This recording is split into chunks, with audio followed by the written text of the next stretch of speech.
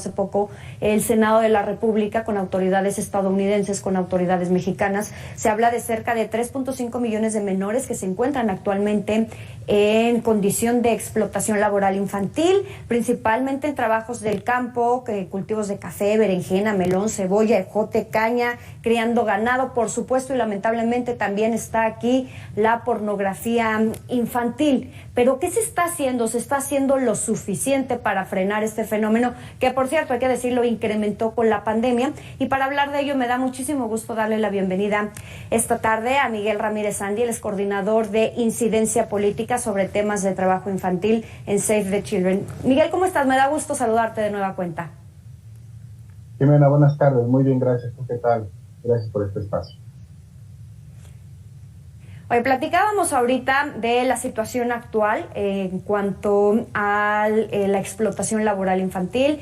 Vimos que lamentable y preocupantemente con el tema de la pandemia incrementó en gran medida el número de niños, de niñas, de adolescentes que se encuentran en el sector laboral. ¿Cuál es el panorama que tienen ustedes actualmente hoy por hoy en México en cuanto a este tema? Es un panorama de riesgo. Realmente, como lo mencionas, las condiciones en las cuales están todas estas niñas, niños y adolescentes es complicada. Justo el tema de la falta de recursos económicos, el desempleo, la inflación, el hecho de que todo esté más caro, pues bueno, muchas veces obliga a sus familias a tener que permitir que sus hijas o sus hijos trabajen, pues bueno, para poder completar lo necesario, pues para comer prácticamente. En muchas regiones del país es común que una padre o madre, particularmente en zonas rurales, pues bueno, se tenga que saltar a veces 1 o 2 alimentos al día para que justo sus hijas y sus hijos puedan comer, ¿no? Realmente hay poca atención a estas situaciones, no hay una respuesta que haya tomado eficaz por parte de las autoridades, y pues bueno, esto agrava más todavía la situación y los contextos en los cuales ellas y ellos pues crecen, ¿no? Obviamente pues no asisten a la escuela, la mayor parte del día la pasan ya sea en campos agrícolas o estas chicas y chicos que vemos en la calle, ¿no? En estos semáforos, cuando te detienes, que te limiten el parabrisas, que te piden un peso para un taco. Entonces, la situación en la cual están, pues bueno, es de alto riesgo y muy preocupante.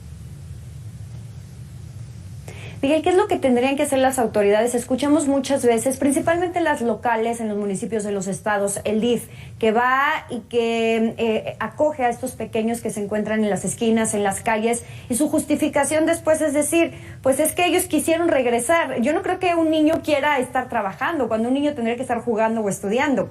Dicen, es que ellos quieren regresar, es que su familia pues ahí los tiene. ¿Qué tendrían que hacer, insisto, las autoridades para cortar de tajo y frenar este fenómeno, esta problemática? De entrada necesitamos una estrategia tanto a nivel nacional como justamente a nivel estados, en donde no sea nada más una cuestión de, bueno, te detecto, refiriéndome a niños y niños, te detecto hoy, justo te recoge el DIF y bueno, en 3 días, 4 días, una semana están ahí. ¿Por qué? Porque justamente no es que ellos quieran volver a trabajar, sino que quieren estar con sus familias. Y lo que mencionaba, el tema no es que sus familias quieran ponerlos a trabajar. En la mayoría de los casos, habrá unos en los que sí es un tema de explotación y que sí tienen que intervenir las autoridades judiciales y de procuración de justicia, pero en la mayoría de los casos son situaciones en las cuales a la familia no le alcanza. ¿Por qué? Porque no hay oportunidades, no hay empleos dignos, y los empleos que tienen papá y mamá, pues bueno, no les alcanza para conseguir, para comprar comida, para comprar vestido, para pagar un techo. Entonces, ¿qué necesita la autoridad? Bueno, generar estrategias integrales que no solo se enfoquen en las niñas y los adolescentes, sino en sus familias, en darles programas sociales que realmente los ayuden a cubrir los gastos de alimentación, a lo mejor a poder acceder a vivienda digna, porque justo estos son los retos, ¿no? Inclusive también el tema de seguridad social o acceso a servicios de salud, que muchas veces por un tema que se presentó mayoritariamente en la pandemia, en la que, a veces fallecía mamá, fallecía papá o la persona que estaba encargada de la manutención, pues bueno, estas hijas, estos hijos se venían obligados a trabajar. Entonces, necesitamos estrategias integrales que busquen atender todas las causas del trabajo infantil, particularmente pobreza, que es, digamos, la más fuerte que hay en el país, justo ofertando salarios dignos, trabajos dignos, que tengan las prestaciones de ley. Y esto, pues bueno, no solo compete a las autoridades, digamos, del DIF o la atención a niños, sino Secretaría de Educación, a la Secretaría de Trabajo, Secretaría de Organización. esto tiene que ser una atención integral por parte de todas las autoridades, a nivel estatal, federal y municipal. Creo que exactamente acabas de dar en el clavo el tema de que sea integral, de que no solo vayan, recojan a los pequeños, sino que garanticen en un ambiente familiar donde no vivan con carencias para así no verse en la necesidad de que los pequeños estén ahí. Y ahorita tú comentabas algo bien importante que sí me gustaría como hacer esta diferencia. Los menores muchas veces están ahí porque quieren estar con su familia, pero hay otros que son explotados, que son llevados con el fin de que ellos trabajen, de que ellos lleven el sustento a casa. En este tema, ¿cómo andamos en cuanto al tema legal, a las detenciones y también a las sanciones que se están imponiendo derivado de la explotación?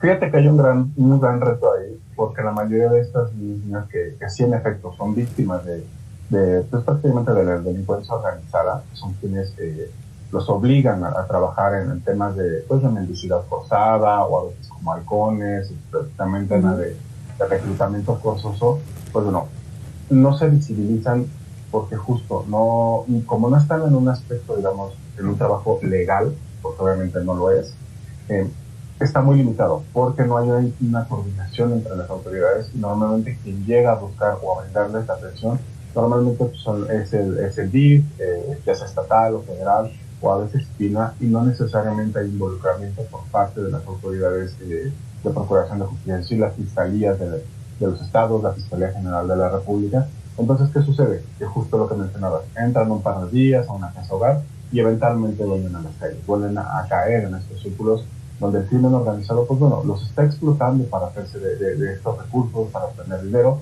a través de su trabajo.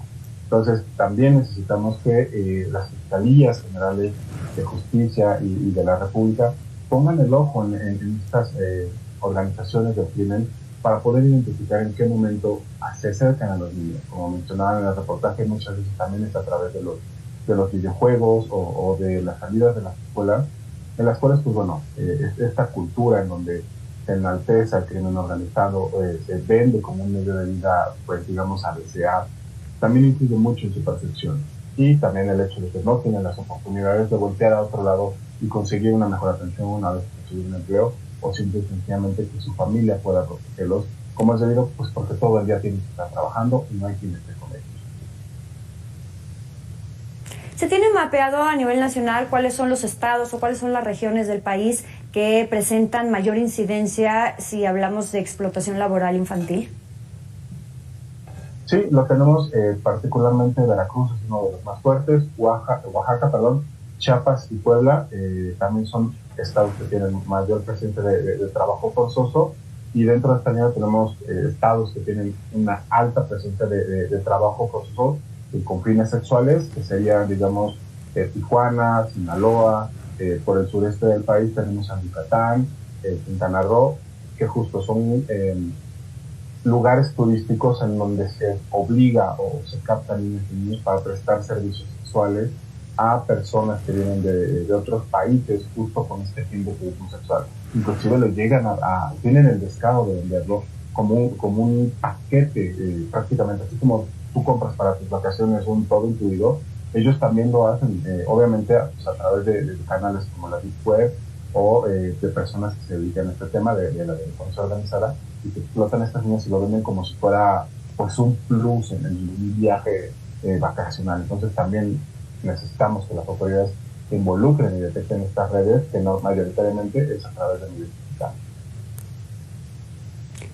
Sí, o sea, recuerdo que hubo un tiempo en donde se dio a conocer estas camionetas que llegaban a temprana hora en la madrugada a repartir literal a los pequeños en los cruceros, o que incluso se decía que eran rentados para el tema de la mendicidad. Ahorita antes de entrar al aire me comentabas que ustedes, les toca ver infinidad de cosas, y me gustaría que dentro de lo que puedas contarnos, nos platiques sobre todo para ver más el lado humano, no tanto el tema de la cifra, de la estrategia, sino lo que está pasando, lo que están viviendo nuestros niños, nuestras niñas, nuestros adolescentes que son víctimas de explotación laboral. Claro, hay muchas historias que hemos visto, que hemos conocido.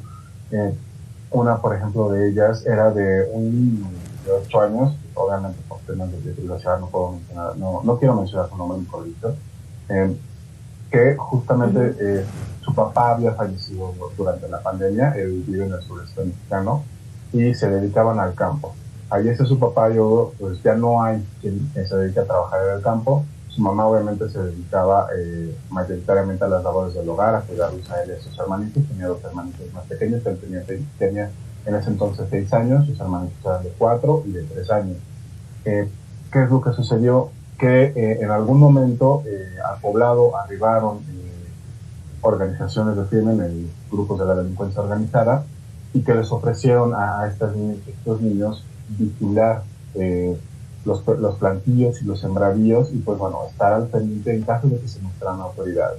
Entonces obviamente pues él, al no tener otra opción, pues bueno, justo también el dinero que se le ofrecía, pues bueno, era bastante rentable, considerando la situación en la que estaban, y que prácticamente si no hacía él algo, pues bueno, iban a morir de hambre. Entonces, ¿qué es lo que sucedió? Que eventualmente pues él asumió este trabajo de estar como halcón, de estar cuidando los sembradíos de amapolas, no recuerdo qué eran, justo para los del crimen organizado, y eventualmente fue, entre comillas, escalando dentro de la propia estructura de la organización, y se convirtió en un halcón ya no solo en el tema de sembradíos, sino que vigilaba los movimientos de las autoridades, del ejército, en carreteras, cruces y todo lo demás, para darles a ellos el aviso. Y pues lamentablemente en algún momento le perdimos este rastro, pero esto era lo último que supimos de él, y nos decía, es que a final de cuentas ellos me tratan como si fueran mi familia y gano lo suficiente pues para que mi mamá tenga comida, para que mi hermana y mi hermano tengan lo suficiente.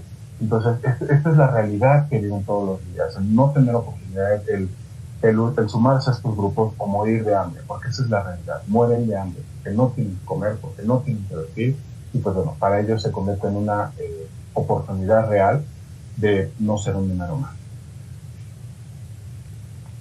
Sí, y volvemos a lo mismo que comentábamos, una estrategia integral para evitar esto que él comentaba, es que lo hago porque si no en mi casa no va a haber comida, no va a haber sustento. Una situación que debería estarse atendiendo, insisto, y ya lo comentabas tú, de manera integral.